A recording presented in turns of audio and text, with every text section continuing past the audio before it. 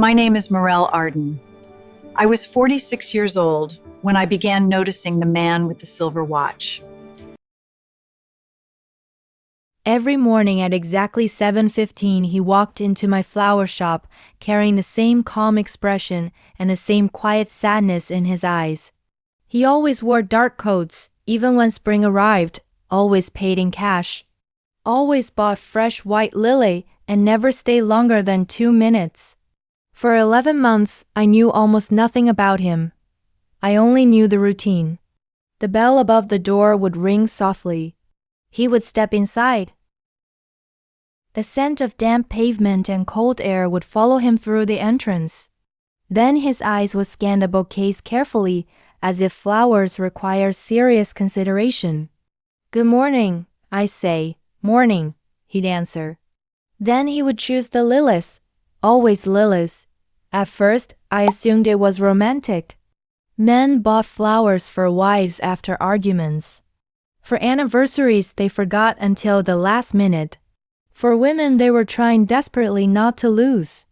But this felt different. There was no excitement in him, no anticipation. Only devotion, the kind that looked heavy.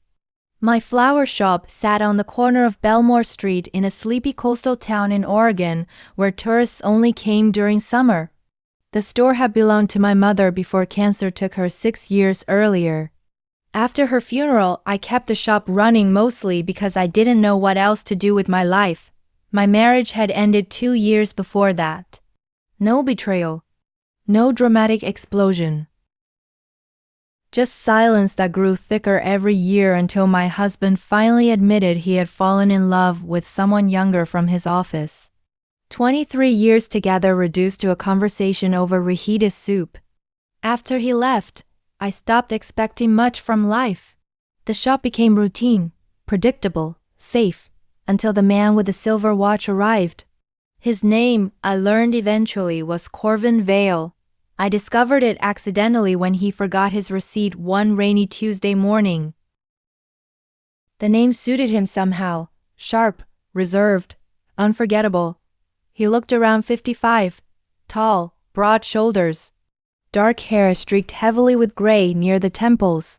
His face carried the kind of exhaustion that sleep never fixes.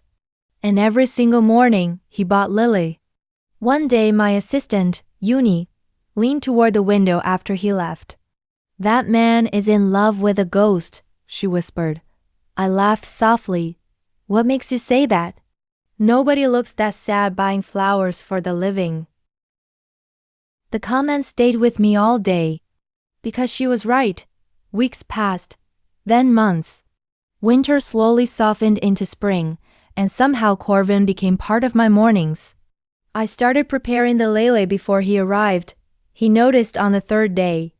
"You don't have to do that," he said quietly. "I know." He looked at me for a moment longer than usual.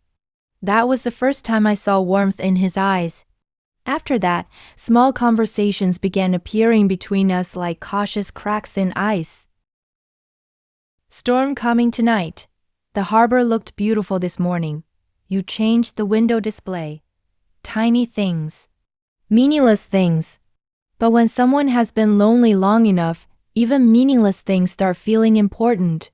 Then one Thursday morning, he arrived late, 7:42. His hair was damp from rain, and for the first time since I'd met him, he looked unsettled.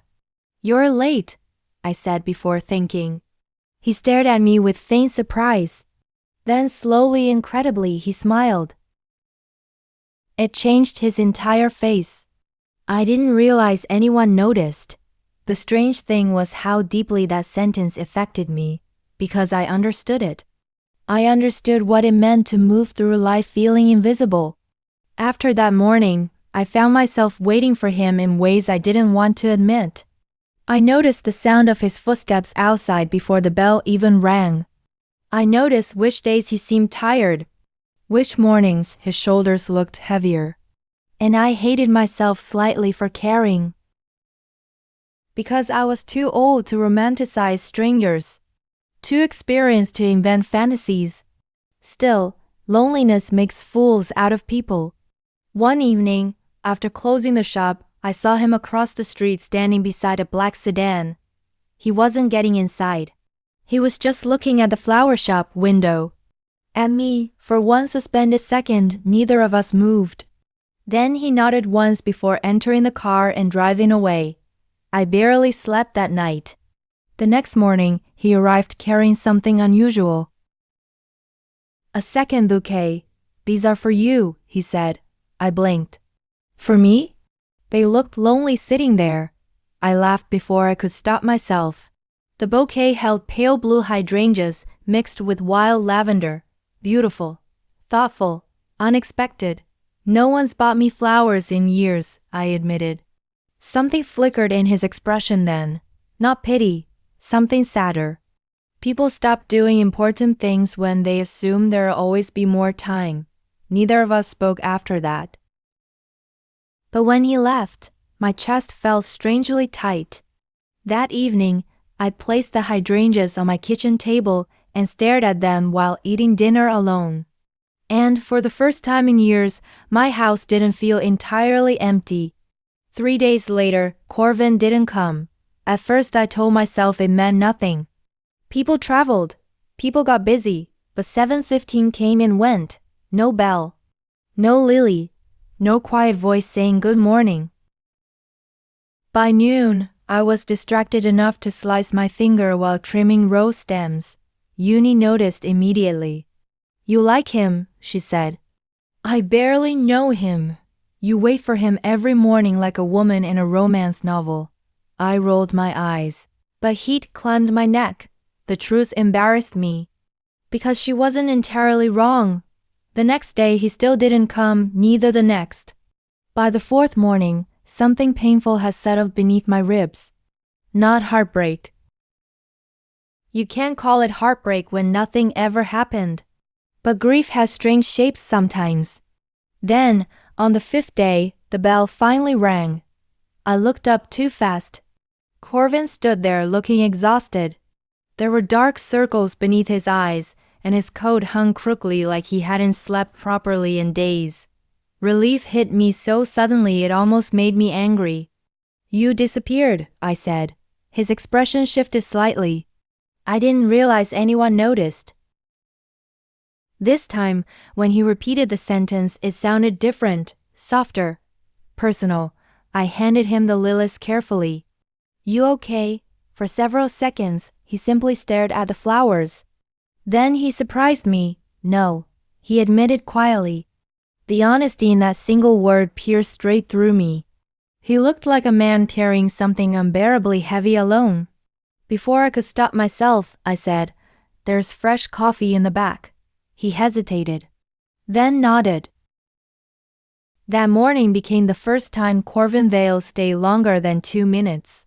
We sat in the tiny storage room behind the shop, while rain tapped softly against the windows. The room smelled like eucalyptus stems and soil. He wrapped both hands around the coffee cup without drinking. You own this place alone? He asked. Yes. That must get lonely. I smiled faintly. Funny coming from you. He looked down. For a while, neither of us spoke. Then quietly he asked, have you ever loved someone long after they were gone? The question caught me off guard. My mother, I answered honestly. He nodded slowly. Then he finally told me. The lily were for his wife. Her name had been Isolde. 29 years married.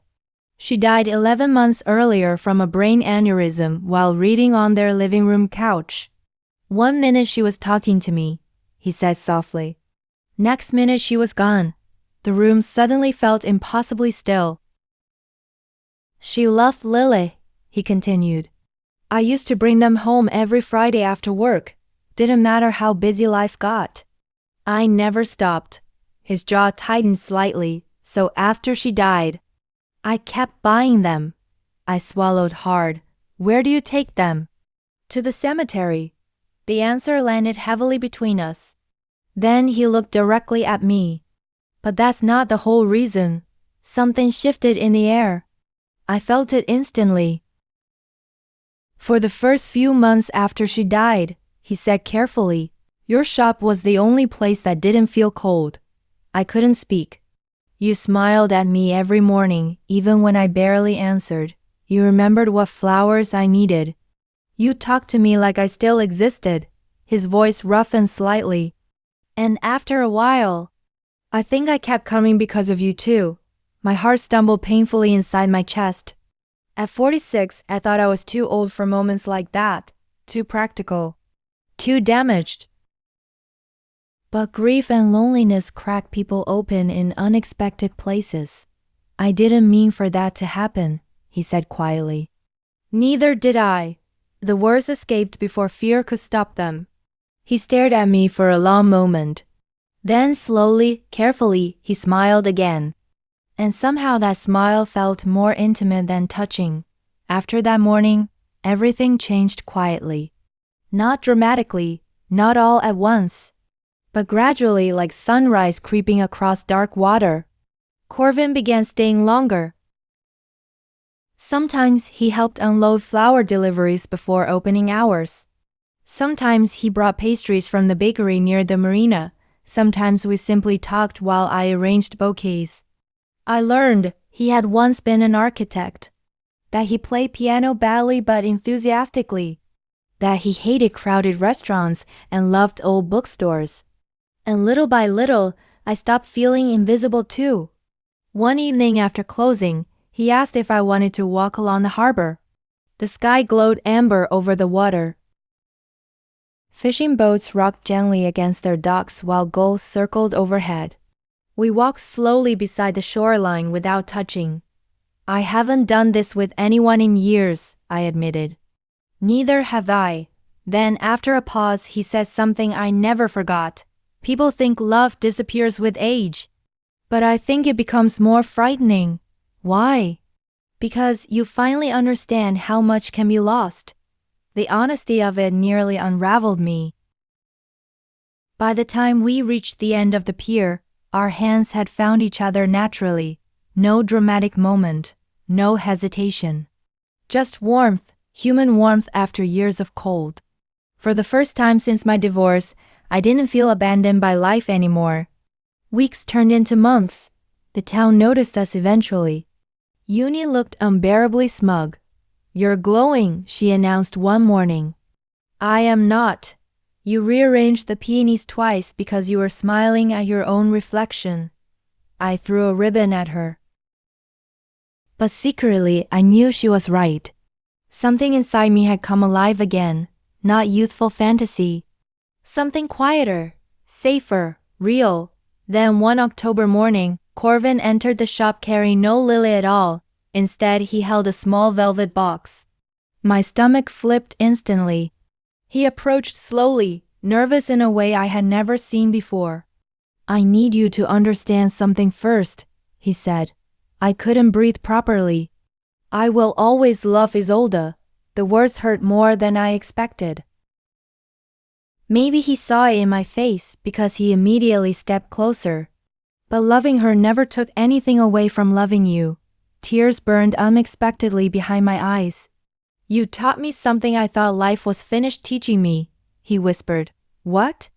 That grief doesn't close the door forever. Then he opened the box. Inside rested a delicate antique ring with a tiny emerald stone. Not extravagant, not perfect, but beautiful. I don't want to replace the life we lost, he said softly. I want to build whatever life we still have left. I started crying before he even finished speaking. Right there between buckets of roses and eucalyptus branches, I nodded like an idiot through tears. And Corvin Vale laughed for the first time since I'd known him, really laughed. The kind that comes from somewhere deep and healed. We married quietly the following spring beside the ocean. No grand ceremony.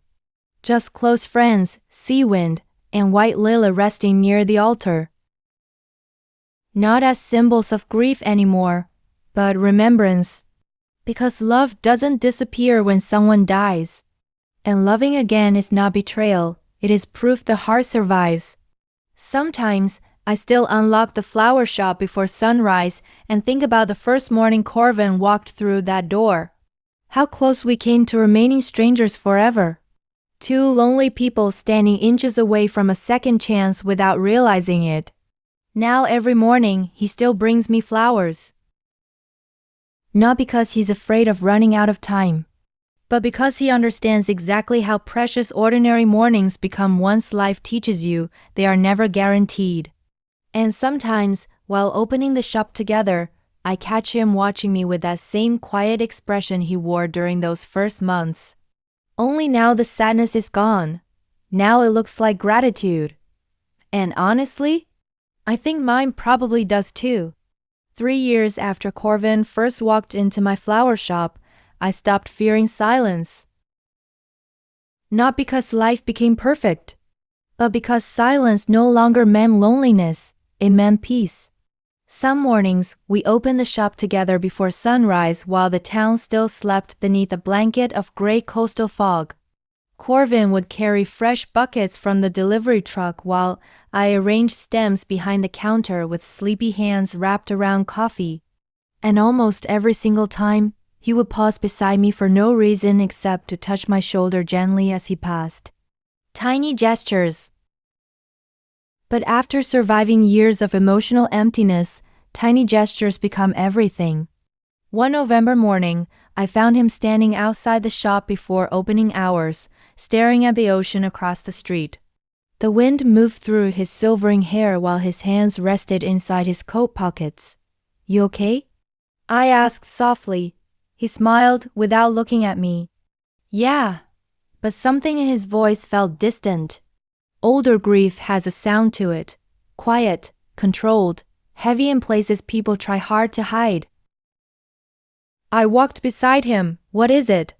For a moment he said nothing. Then finally, today would have been Isolda's birthday. My chest tightened gently.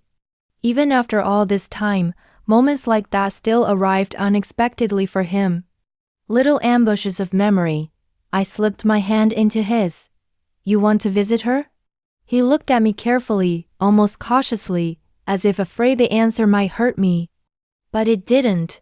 Love taught me something I never understood when I was younger. The heart does not replace people, it makes room for them. An hour later, we drove together to the cemetery carrying white lily wrapped in brown paper. The sky hung low and silver above the cliffs overlooking the sea. Fallen leaves drifted across the stone pathways while cold wind carried the scent of rain. Corvin knelt quietly beside the grave. For several minutes, he said nothing at all. Then softly, almost like a confession, he murmured, "I wish you could have met her." The words surprised me. I swallowed hard. "I think I know her already." He looked up. "The way you talk about her," I continued quietly. "The way you loved her. People leave traces behind in those who remember them." His eyes glistened slightly. And then, to my surprise, he laughed under his breath. "She would have liked you." "Only liked?" "She probably would have stolen you from me." I laughed too, and somehow the sadness softened around the edges. That was the strange thing about healing. It never erased grief. It simply taught grief how to coexist with joy. A few months later, life surprised us again. Uni burst into the flower shop one afternoon practically vibrating with excitement. "You need to look outside right now." "What happened?" "Just come here." I stepped toward the window. Across the street stood a young man holding an enormous bouquet of sunflowers while nervously pacing near the harbor benches. A young woman approached slowly from the sidewalk opposite him. The second she reached him, he dropped clumsily onto one knee. I gasped. Uni slapped my arm. "Wait for it." The girl covered her mouth in shock before nodding frantically through tears.